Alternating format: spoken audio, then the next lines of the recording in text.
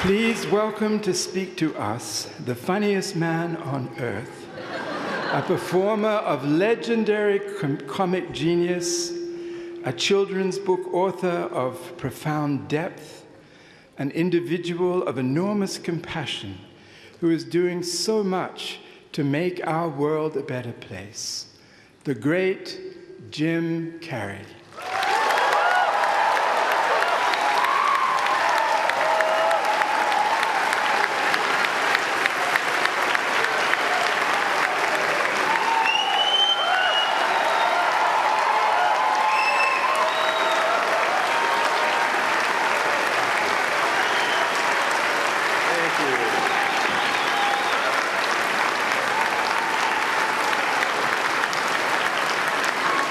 What are you sitting down for?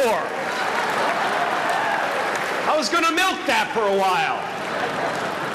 You guys can stretch that out in post, right? You can make that longer in the edit. Thank you, Bevan. Thank you all. Jai Guru Dev.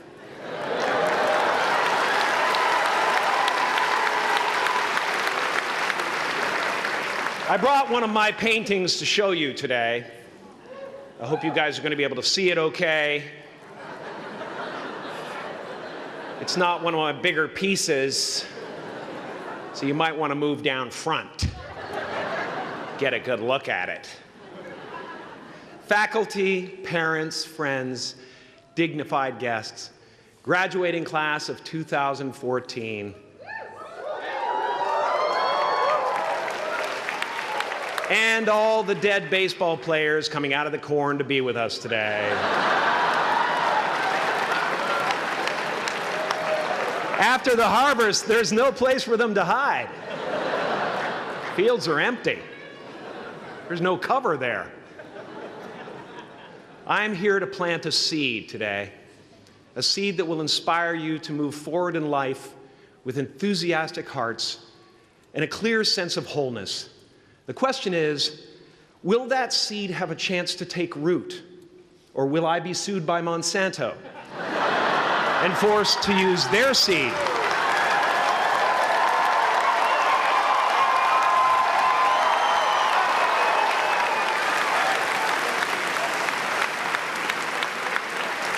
Which may not be totally Ayurvedic.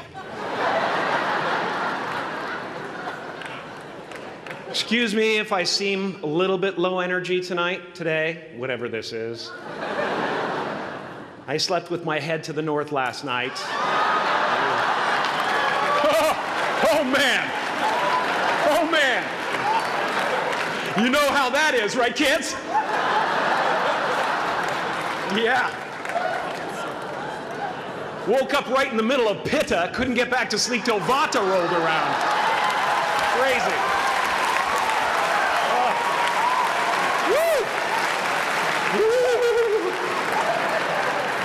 But I didn't freak out, you know. I used that time to eat a large meal. Connect with someone special on Tinder. Because life doesn't happen to you, it happens for you. How do I know this? I don't, but I'm making sound, and that's the important thing. That's what I'm here to do. Sometimes I think that's the only thing that's important, really, you know? It's just letting each other know we're here, you know? Reminding each other that we're part of a larger self. I used to think Jim Carrey is all that I was. Just a flickering light, a dancing shadow, the great nothing masquerading as something you can name. Seeking shelter in caves and foxholes dug out hastily, an archer searching for his target in the mirror, wounded only by my own arrows, begging to be enslaved, pleading for my chains, blinded by longing and tripping over paradise.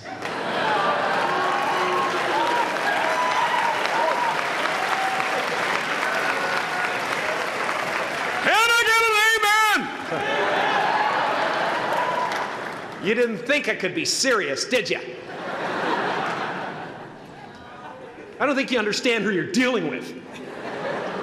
I have no limits.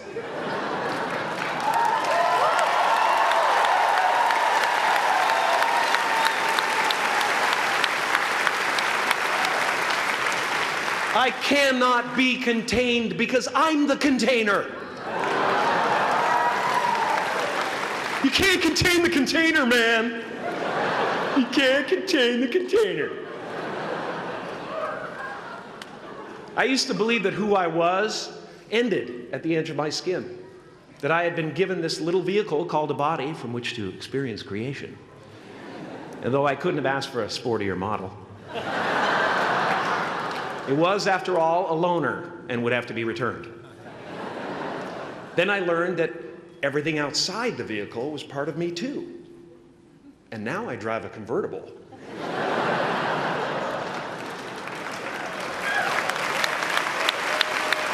Yeah, man.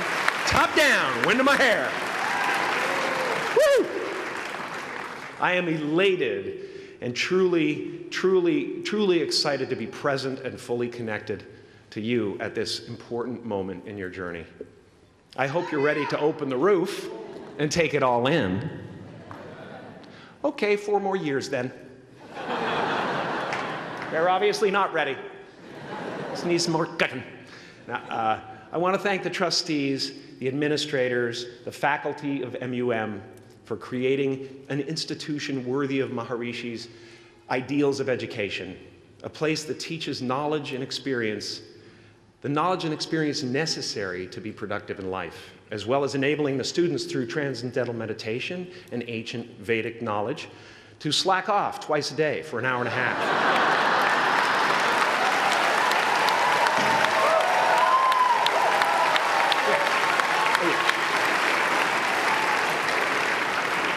Don't think you're fooling me. But I guess it has some benefits. It does allow you to separate who you truly are and what's real from the stories that run through your head. You have given them the ability to walk behind the mind's elaborate set decoration and to see that there's a huge difference between a dog that is going to eat you in your mind and an actual dog that is going to eat you.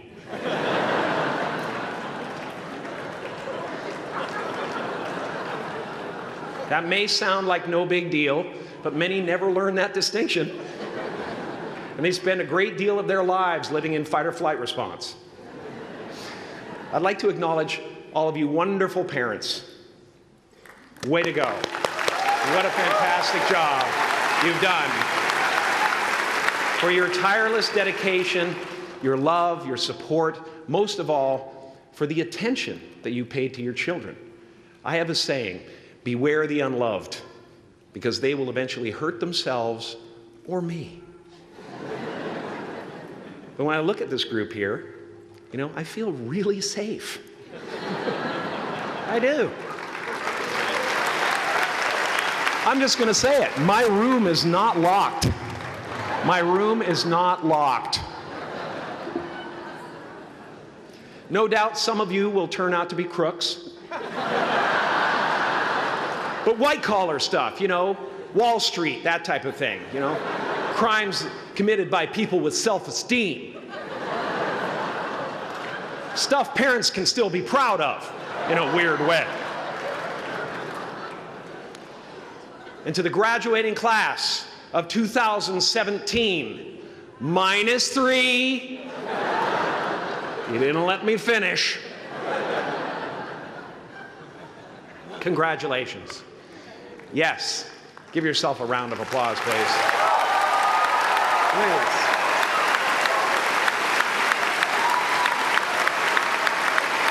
Yeah.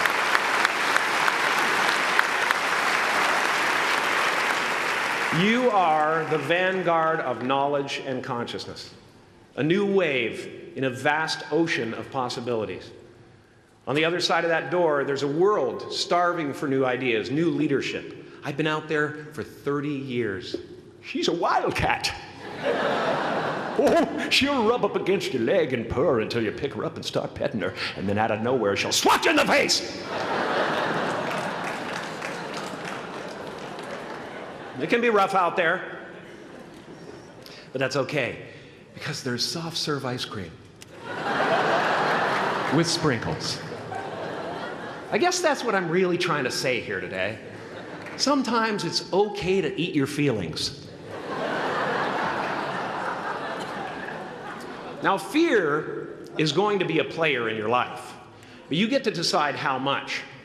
You can spend your whole life imagining ghosts, worrying about the pathway to the future, but all there will ever be is what's happening here, and the decisions we make in this moment, which are based in either love or fear. So many of us choose our path out of fear disguised as practicality. What we really want seems impossibly out of reach and ridiculous to expect, so we never dare to ask the universe for it. I'm saying I'm the proof that you can ask the universe for it. Please.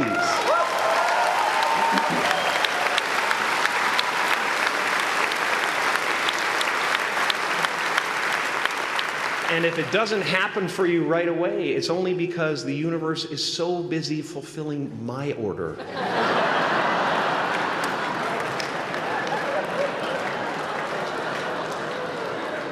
Party size!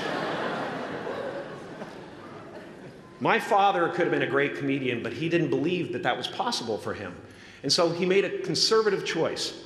Instead, he got a safe job as an accountant. And when I was 12 years old, he was let go from that safe job. And our family had to do whatever we could to survive. I learned many great lessons from my father, not the least of which was that you can fail at what you don't want. So you might as well take a chance on doing what you love.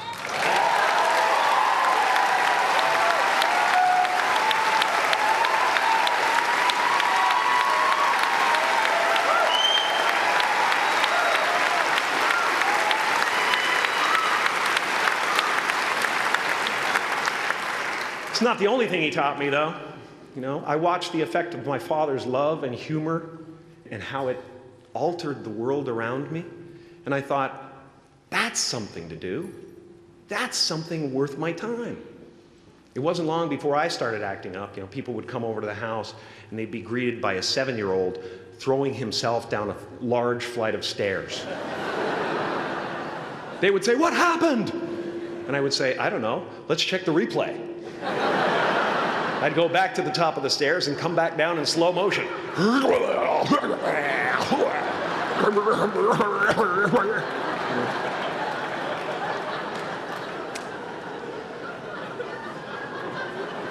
It was a very strange household. My father used to brag that I wasn't a ham, I was the whole pig.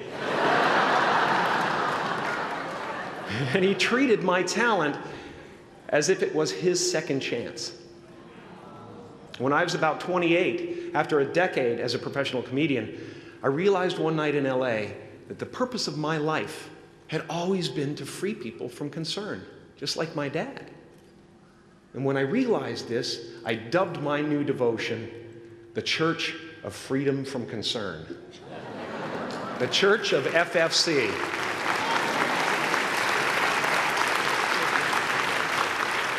And I dedicated myself to that ministry. What's yours? How will you serve the world? What do they need that your talent can provide? That's all you have to figure out. As someone who's done what you're about to go and do, I can tell you from experience, the effect you have on others is the most valuable currency there is.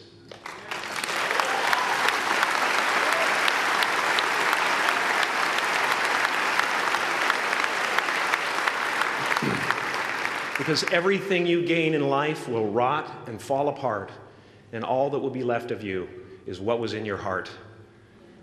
My choosing to free people, from concern got me to the top of a mountain.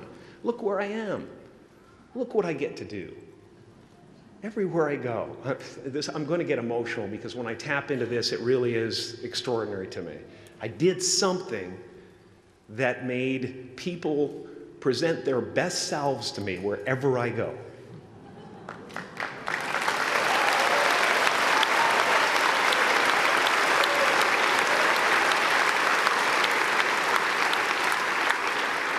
I am at the top of the mountain, and I was, and the only one I hadn't freed was myself, and that's when my search for identity deepened. I wondered who I'd be without my fame. Who would I be if I said things that people didn't want to hear?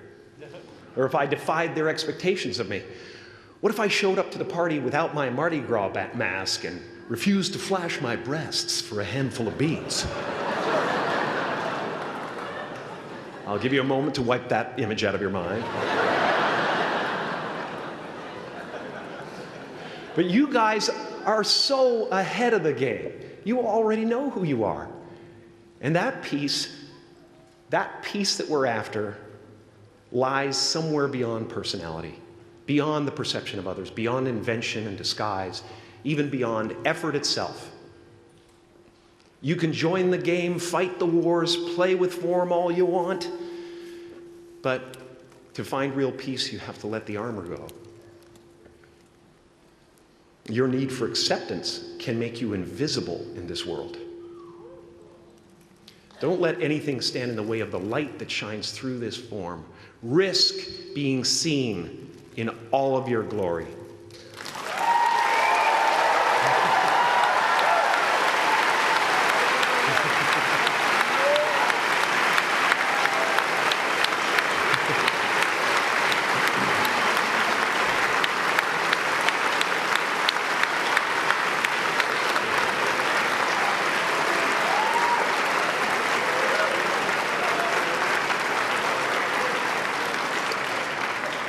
It's not big enough. This painting is big for a reason. It's called high visibility. It's about picking up the light and daring to be seen. Here's the tricky part. Everyone is attracted to the light. The party host up at the top, who thinks unconsciousness is bliss and is always offering to drink from the bottles that empty you.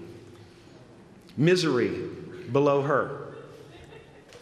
Despises the light, can't stand when you're doing well, wishes you nothing but the worst.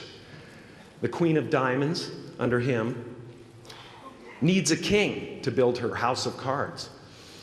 And the hollow one down bottom there will cling to your leg and say, please don't leave me behind, for I have abandoned myself. Even those who are closest to you and most in love with you, the people you love most in the world, will find clarity confronting at times. This painting took me thousands of hours to complete.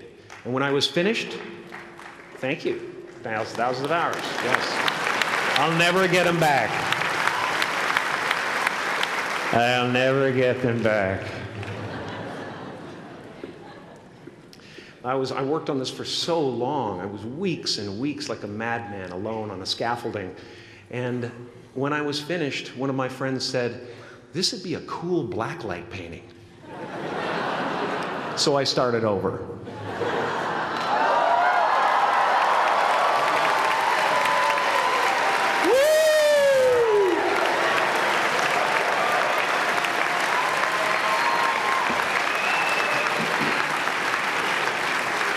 Welcome to Burning Man. Some pretty crazy characters up there, but better up there than in here. You know, painting is one of the ways, thank you. Painting is one of the ways I free myself from concern, a way to stop the world through total mental, spiritual, and physical involvement. But even with that comes a feeling of divine dissatisfaction, because ultimately, we're not the avatars we create. We're not the pictures on the film stock. We are the light that shines through. All else is just smoke and mirrors, distracting, but not truly compelling. I've often said that I wished people could realize all their dreams and wealth and fame, and so that they could see that it's not where you're going to find your sense of completion. Like many of you, I was concerned about going out into the world and doing something bigger than myself, until someone smarter than myself made me realize that there is nothing bigger than myself.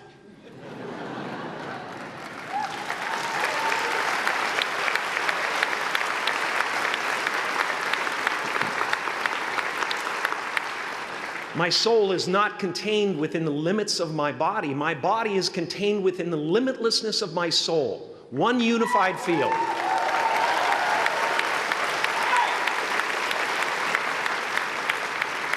One unified field of nothing, dancing for no particular reason, except maybe to comfort and entertain itself.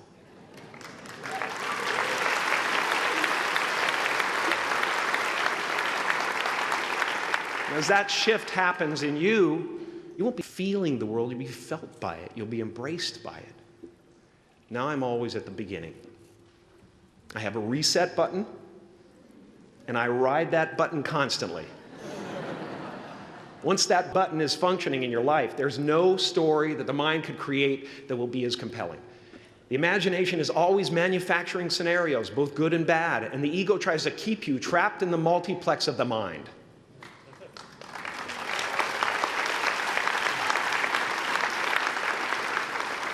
Our eyes are not viewers, they're also projectors that are running a second story over the picture that we see in front of us all the time. Fear is writing that script, and the working title is, I'll Never Be Enough.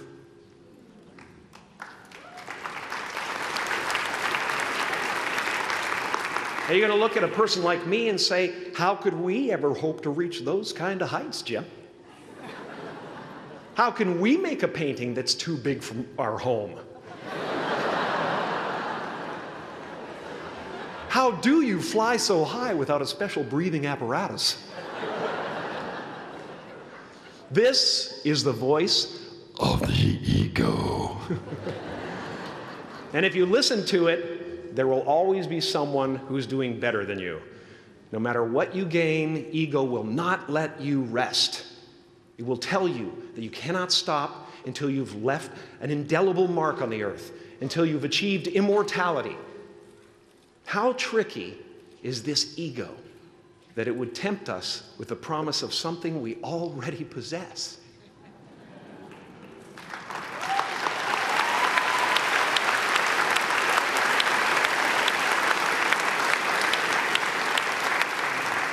So, I just want you to relax. You know, that's my job. Relax and dream up a good life. I had a substitute teacher from Ireland in the 2nd grade that told my class during morning prayer that when she wants something, anything at all, she prays for it and promises something in return, and she always gets what she wants. Well, I'm sitting at the back of the classroom, you know, thinking, wow, my family can't afford a bike, you know. So I went home and I prayed for one. And I promised I would recite the rosary every night in exchange. Broke that promise. But 2 weeks later, I got home from school to find a brand new Mustang bike with a banana seat and Easy Rider handlebars. Yeah. From fool to cool. My family informed me that I had won the bike in a raffle that a friend of mine had entered my name in without my knowledge whatsoever.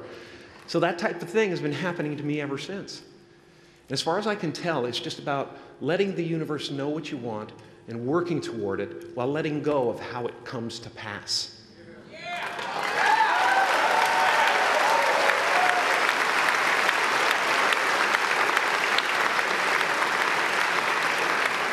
Your job is not to figure out how it's going to happen for you, but to open the door in your head. And when the door opens in real life, just walk through it.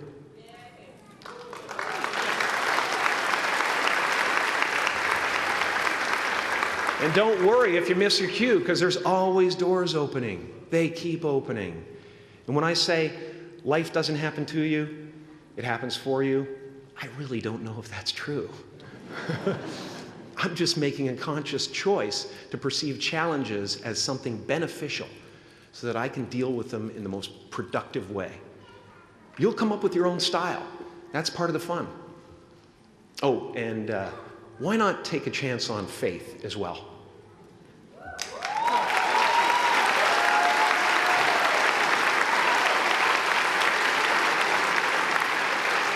Take a chance on faith. Not religion, but faith. Not hope, but faith. I don't believe in hope. Hope is a beggar. Hope walks through the fire, and faith leaps over it.